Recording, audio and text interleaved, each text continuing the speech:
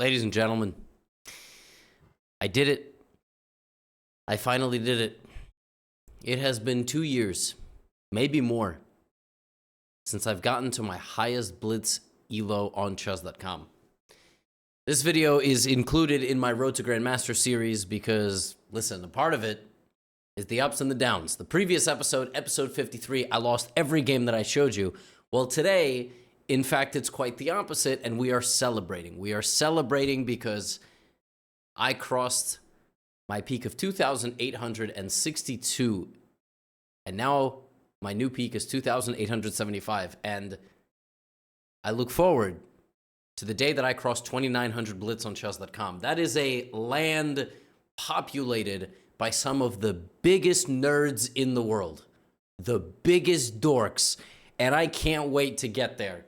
All right, we got really strong grandmasters up there. We got some of the young, talented international masters. We've got like 9-year-olds who are like FIDE masters. And I'm looking at my streaming software here, and it looked like a little laggy for a second. But anyway, I digress. If it's laggy, then, sorry about that. I'm going to show you the games today. Also, major news. I've been talking about all the big things that are coming here in October of 2024. If you're watching in the future, these things already happened.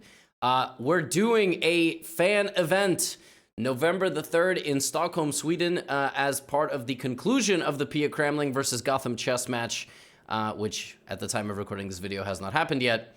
I will be heading to Europe in about 2 weeks. Tickets are not quite live. They will be hopefully live in the next couple days, but there is now a URL. There is now a link in the description to go to the page. So save the page if you want to come to the fan event in Europe, whether you live in Sweden or whether you're somewhere close. Save it because the tickets will drop in the next few days and they will go quick. We're going to be doing a live Guess the Elo. We're going to be doing a Q&A with the fans. We're going to be doing a simul and a meet and greet for some of the ticket tiers. So enjoy. More information to come. Some of you have been asking if the match itself will have spectators, and the answer is no, because it is a very, very, very small venue, but that's why we are doing the fan event. Okay, my friends, I've got 3 games for you on this mysterious and powerful journey to 2875. All these games were played with this mode on, so I didn't know who I was playing against, and it just so happened one of my opponents was my big rival. As of late, the notorious and very strong Andrew Tang, who I have been defeated by multiple times. How do I go to our games against each other? He's beaten me many, many, many times. But we've split a few blitz games recently. He beat me in Title Tuesday, and now I've won a few games. And then our previous games are as far back as 2018, where you see me losing to him all the time. I lost to him a million times in bullet chess. He is a very, very, very good bullet player, but I'm happy to report that in blitz, it is more or less even. But I did not know I was playing him. So he opened the game with d4, and, he played the London, because this is what he does. He's been on this channel a few times. I played e6, and at this point in my journey, I'm around 2850. And so I'm trying to break that peak. Big psychological barrier for me. E3, f5, and he plays c4. And so I really like this setup. I have a Dutch course, if you don't know. In that course, in many lines, you play bishop b4, you trade this bishop, and you try to secure control of e4. I find those positions incredibly easy to play. Andrew here plays only something that a grandmaster could play, which is knight fd2. That's not something you will ever see in your games. It's also very hard to explain, but basically the point is if he plays knight c3, this way I get to damage his pawns. And by playing knight fd2, he's going to play a3 before he puts a knight here, and if I take, he doesn't get his pawn structure compromised. So it's a very meta move. So I play knight f6, he tries to go for this bishop takes d2 thing, and I back up completely happy to retreat because he also retreated his knight, opening up my light squared bishop diagonal, and the best way for white to play here is to go bishop takes, pawn takes, but I really like this pawn structure for black. I don't find it difficult at all. This pawn does hang in some lines, so white has to do this the correct way. So yeah, that's why I went here, and he retreated. I castled. He played knight c3. I put my queen on e7, because in the future I may consider the move e5, also just good to defend my bishop. Now queen c2. A move that I was not expecting here from Andrew is the move that he played next. Here I just prevented knight b5 by playing the move a6. I didn't think there was anything wrong with this move. He actually castled queenside here, which is kind of crazy. Because now obviously we're gonna start attacking each other. Like an alert goes off in your head, which is opposite side castling. You know, you've got the kings on the opposite side, so Andrew's going to try to get something going over here. I'm going to try to go over here. Now, apparently here, the top engine move by Stockfish is b5, which, I mean, I wouldn't consider in a million years. I don't even understand the point. Basically, you just give up the pawn, and then you just play chess. You play like knight d5. I don't know. That doesn't seem very human to me. So I did what a human would do and develop my knight and continued to make preparations to play e5. He went bishop d3. And here I rushed a bit. Again, the best move is b5, although I still don't really understand why. And I went f4. Now f4 is a bad move. F4 is a bad move. I didn't know that during the game, but you know, I wanted to turn it into a mess. I simply saw f4. If he takes, then I take on d4. And I saw if f4 bishop h4, which obviously puts pressure here, I would just play queen f7. If he takes my knight, I would take with the pawn defending this, and I thought I'm okay. I mean, for blitz, I'm okay. Yeah, I don't know. I mean, it's super complicated. Knight f3. So now I have to trade, and now I put my queen on h5. The problem is, I've kind of played into his strengths, which are, you know, the diagonal. Of course, during the game, I didn't know that I was any worse. I thought it was just a complicated game. He played h3, and actually h3 is a hilarious blunder, because now I can strike in the center. He can't take with the knight because he's defending his bishop. And after I play knight takes, pawn takes, the bishop takes the knight, and then I take on h4. So I have a really nasty, I mean, knight takes d4 is kind of a very hidden thing here because it's a very well-protected pawn. Which is why I went knight e7 in about 20, you know, I spent some time here and I did not find this. I saw that this was coming, but my logic was after knight e7, g4, you know, the knight is always weak. And that's why here I went queen e8, and yeah, white is better, but I thought I've got some, you know, I've got some ideas. I'm going to put my knight on g6. I don't think this is quite the end of the game that the computer is indicating. That's exactly what I did. I put my knight there. He went forward. And then here I saw a tactic, which is just knight takes g4. So when I calculated this, I thought, oh, I'm in cruise control. That's one of the benefits of not knowing who you're playing is you're just playing the position. So knight takes g4. Now, Andrew here makes the game completely insane and plays knight h4. And after knight takes h4, both my knights are hanging. But another thing that's hanging is this check, king h8. Now he takes back on g4, and it feels like he should be up a pawn. He's not. Actually, the material is equal. But the position's very dangerous for me. I find the only move here not to lose, which is bishop e7. And I'm sort of expecting that, you know, he'll probably play rook h1. Sacrifice the rook and have a very powerful attack, at which point I'll probably have to defend myself with a pawn here. It's very dangerous stuff. He goes bishop f4. I trap his bishop, and I actually thought here I was winning the game because, well, his bishop is trapped, right? He plays the great move here, though, which is g5. So he just gives me the bishop, but now the queen rotates to the h-file, and I'm losing my knight. So I'm losing the game here for sure. Like he is definitely outplaying me. But I keep fighting. I put my rook on the h-file, anticipating that he's going to take my knight. And here he blunders. Here he should play very simple. Queen h4, I move my king, he moves his queen, and then the game goes on. But it's a little hard to do this psychologically because you're like, where's my attack? And the truth is, yeah, white doesn't really have an attack now. White's best move now is to open up a front of attack down the center, which is sometimes not easy to do. And that's why he went here, and I sacrificed my rook as a defensive measure. So I gave up my rook in the corner, but I get a pawn, and actually my king now is a hero. Look at my king. Everything is defended, and at this point of the game, I'm thinking I gotta win, because he's only got 30 seconds on the clock. So rook d7, I gallop in with my bishop, I grab a pawn with a check. Kind of brutal here. If I take this rook, he wins the game. I can defend myself, but then he has, oh, I thought he had queen f4, but I guess he has knight e4, and this is just mate. And if I come back and stop mate, he goes knight f6, and I'm getting brutalized here. Knight g4 is mate because of this. So really crazy stuff here. I activate my queen, and I'm winning, but here I blunder. I do something so stupid. I play a move like, I need more defense on my bishop, so I go here, which doesn't protect the bishop at all, because he could just take it. Now my queen has to take, and he gets to take my knight. It would have been better to play like 3 other moves, but at this point, he's only got 16 seconds, so I'm thinking just survive. He's hunting my king, I'm defending myself, and now the game gets very exciting because my king, in this time scramble, goes on a run. I'm going to g4. Now, I'm mated here after queen h4, but it's very hard to see. He's only got 13 seconds. I start pushing my pawn, complete chaos. He takes my pawn. I play bishop f4, bishop d4 was hanging. Queen b1. Somehow he, defends himself, and I take a pawn, and now I'm pushing. It's apparently equal. I don't know how my king ended up on f3, but he's only got 8 seconds. I have 20, though. And Andrew's one of the fastest players in the world. As you can tell here, like, he's playing very quickly, and he's actually mating me. He has a mate here. If he finds queen d5, he doesn't, because he was trying to pre-move. And luckily here, I just walk my king in between all of my pieces down to h2. I lose a rook, but he doesn't have any time. I win the knight back. I mean, it's still equal. And here, white just loses on time. The thing is, I've also got, like, mate ideas if I ever reposition. I mean, this game was... How did my king end up on g1? Like, this is how you know you played a banger game. Like, your king is on the opposite side of the board, which takes a lot of moves. But I managed to win this game. And when I saw that I beat Andrew, I was obviously very excited. But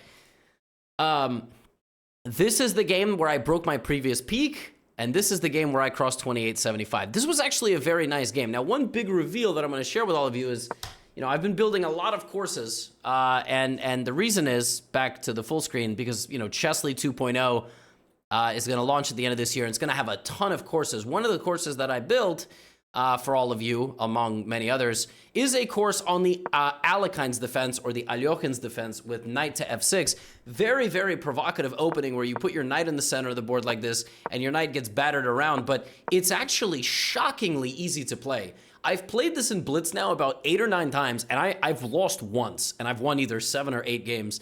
And this was one of those games, and the reason this is so easy to play is because it's very normal that you're going to reach this position. And from here, you develop castle, you play knight c6, d5, and you develop your light squared bishop, and the game is just like, it just flows. So watch this game. This was a very interesting game. Knight c3, bishop e7, bishop e3 castle, okay? We did that.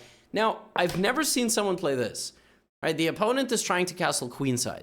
So what did I do? I immediately struck the center, and when he attacked me, I jumped in further, looking to either get this bishop or that bishop. He took. So now I have the bishop pair. Right away, I've secured the bishop pair. It's not easy at all to get this pawn. And even in the time that you try to get this pawn, I'm going to break up the position. And now you're just going to be comfortably, like, worse. Like, I'm going to play bishop e6, maybe bishop b7. It's very easy here to fall into a position that's just unpleasant. Like, you can't castle now. Knight d7, rook b8. Like, it's not a simple position to play. Now, I didn't play it perfectly. I went bishop g4. He went knight e2. I went knight c6. And now I want to go knight b4, knight d3. I mean, look at this. I'm just going to gallop in with my knight. So super, like, fascinating, complicated game. So he went f3. I can play knight b4 already in this position, but I opted to just rotate my bishop back. And then here I pin the knight to the bishop.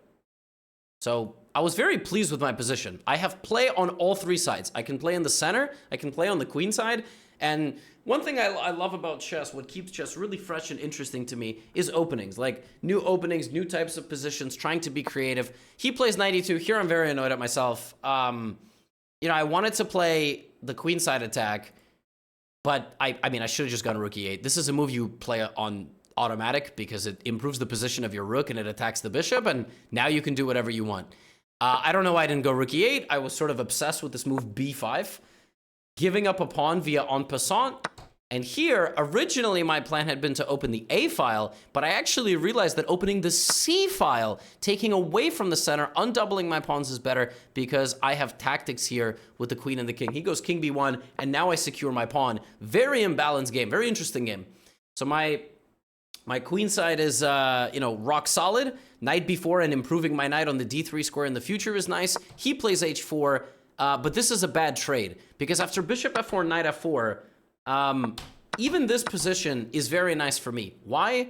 Complete dominance of the light squares. Like, the knight is going to get there or there. The dark square bishop is not very useful. By the way, 2 times in this game I broke traditional rules. You're always taught to take toward the center. There are exceptions. In this case, this is an exception. And then this is also an exception. Rather than play HG and allow him to attack me, I play FG to open up my rook and build more defense here. It's very interesting. He goes A3, I centralize my queen, and right away I'm like, oh, I'm about to put on a positional masterclass. Look at this. I'm gonna put my queen on the D file, my rook's on the E and F files, and also I still have an attack here. I have a 3-on-2 queenside majority, which I will attack his king and try to open it up. So very nice game. Like, all the ideas are flowing very nicely. He plays queen E4. Rather than taking and improving his structure, I just simply defend my queen so that my rook can replace it. And then here, I think bishop G5 is a silly move because I have this very nifty move, rook E8. He attacked my rook, but my rook attacks his queen, so he's got to make a decision. If he takes my queen, my rook now improves, and he's probably going to lose his pawn in the center of the board. So very easily here, I took, and I just played king F7. Now his rook can't get in anywhere. I'm going to kick out his bishop. I'm going to win his pawn in the center. Just honestly, a very nice positional game by me. He plays rook E4, and I play rook takes D4, sending the game into an endgame. And we're winning here because our king is closer to the center. We have a pawn majority, and we're simply up a pawn. Like, ultimately, you know, the knight will gallop in and try to eat more pawns. He does something smart here. He goes here. I got a little hyped up. You know, I could have went back, but I decided you can take my pawn, and I'm going to take your pawns because now another one is going to fall. You can't move one of those pawns without losing the other. He does something creative here. I shouldn't rush. If I rush, what's crazy is if I take this pawn, and then I go for this pawn, believe it or not, this is a draw. And the reason is he has an outside A pawn, and I can't stop it. Like, so I did something smart here. I'm proud of the way I handle this position. I brought my king for defense first. King E6, king D5, king C6. My king needed to take part in the defense. Now he's going to have to trade pawns with me. He has no other method. So he goes here. I took the pawn. Now it's time to feast. I take on G2. He comes back with the bishop, but it doesn't matter. I'm too fast, right? He can win this pawn, but I'm going to start running. And the very final piece of the puzzle here is this move G5. Why? Because I want to run, but he can get back and stop me. And so G5 is going to use this diagonal as a shield. And that's exactly what I did. And suddenly it's too late. If he plays bishop here, I play knight F4. That's exactly what happened. And that is the end of the game because I queen. I was like, yo, I played a fantastic game. And for an opening, I mean, like, my experience in this opening is 10 games. I've played 10 games in this opening. But it shows you how fun chess is when you're learning different ideas, different types of positions. You're making mistakes, but at least, like, you're learning stuff. And, you know, I learned this structure as I was preparing the Chesley Alakin's defense course, Alakin's defense. And look at me. I just went and played it, and I won some games. So Alakin's is a fascinating defense, which leads to some super interesting lines. And then the game where I made my highest rating of all time, 2875 is a monster rating. I mean, listen, some of you guys make fun of me, right? Because what can you make fun of me for? You can make fun of me. I'm the guy with a lot of subscribers. I'm always talking about my courses and whatever. The two biggest pieces of criticism on this channel. Number one, well, maybe there's three. Number one is my hair, which I'm proud of, and if I'm not proud of one day, I'm gonna go get a hair transplant in Turkey. Turkish hair transplant centers hit me up in like 2 years. Number two, clickbait, but that's like, whatever. Third, not a GM yet. Yeah, but 2875 is a monster rating. 2875 is like benching, 315 pounds. I don't know how much that is in kilograms, but it's a lot, dude.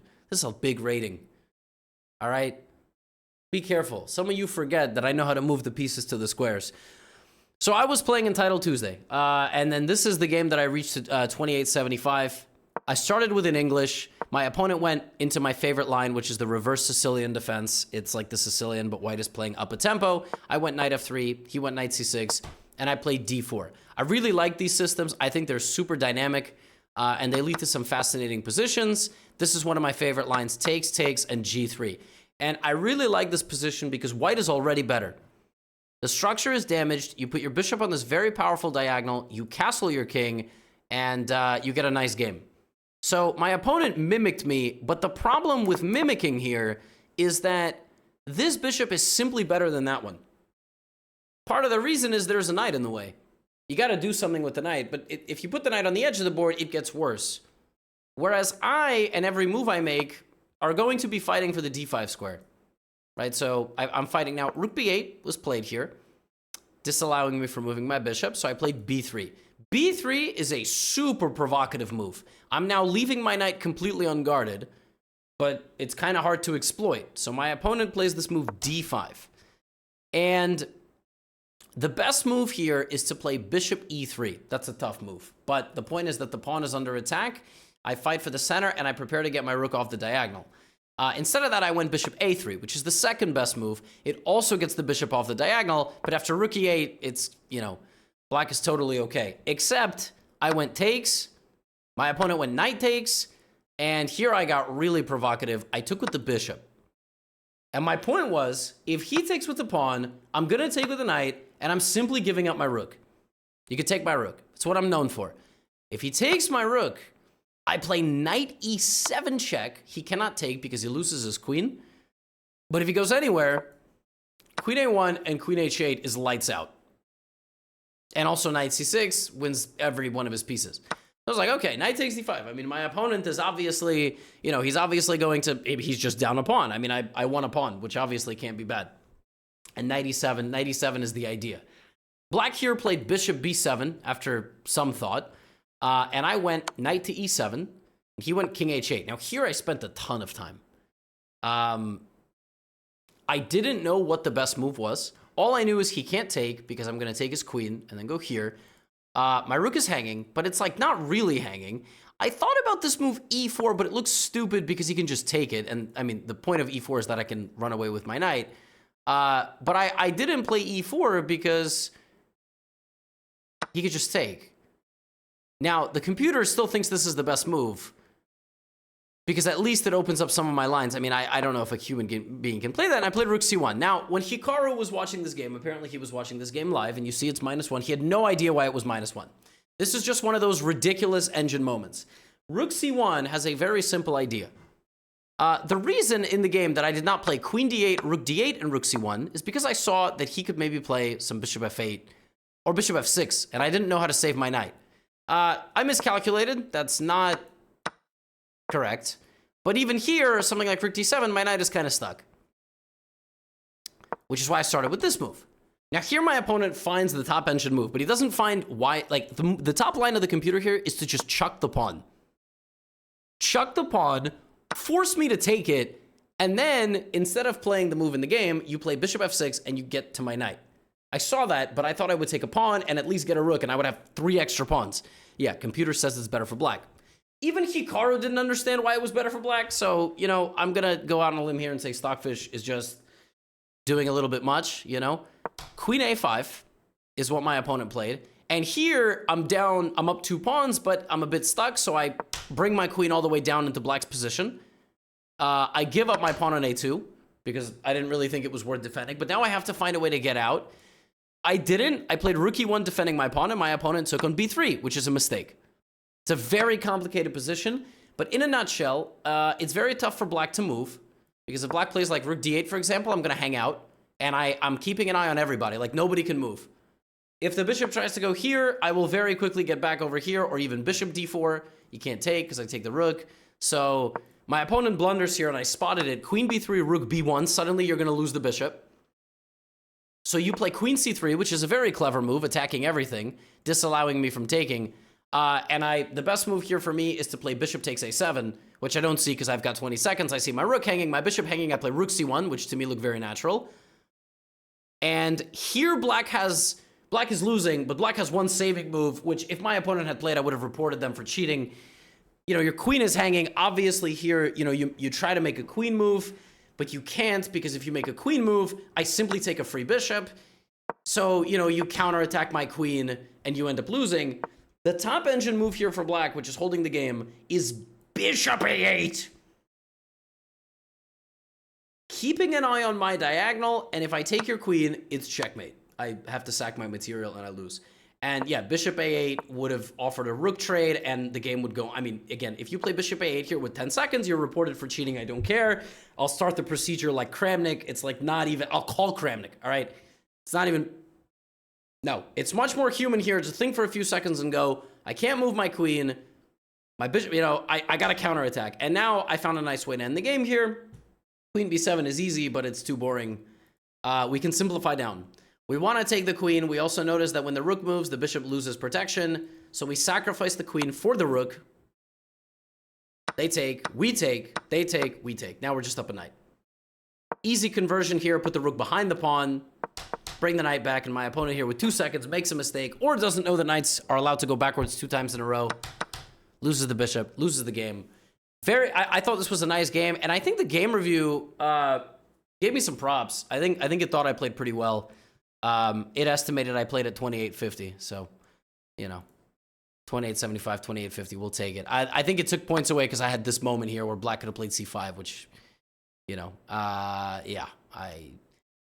And then I lost some rating. So right now my rating is 2852. I'm 2852 with a peak of 2875. When I look at my graph, it has been a long time.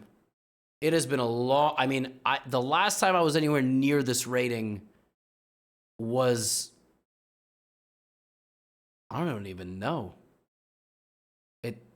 I don't know. I don't think they even tell you previous highs. It's been like multiple years. And the last time I got this high, it was for a day, maybe. It was like for a day. So we're going to try to get to 2,900. That's the new goal. Folks, thank you so much for following the Road to GM series. It's going to be a long one. And I appreciate all of your support. The next big event for me is Pia Cramling match. It is FIDE rated. The match is rated in classical chess, rapid, and blitz. So it is a serious match. It's not a gimmick. It's not a joke. I'm preparing for Pia quite seriously. And then afterward, we got that fan event. So if you're there, get a ticket. Tickets should be out in a few days. That's all. Get out of here.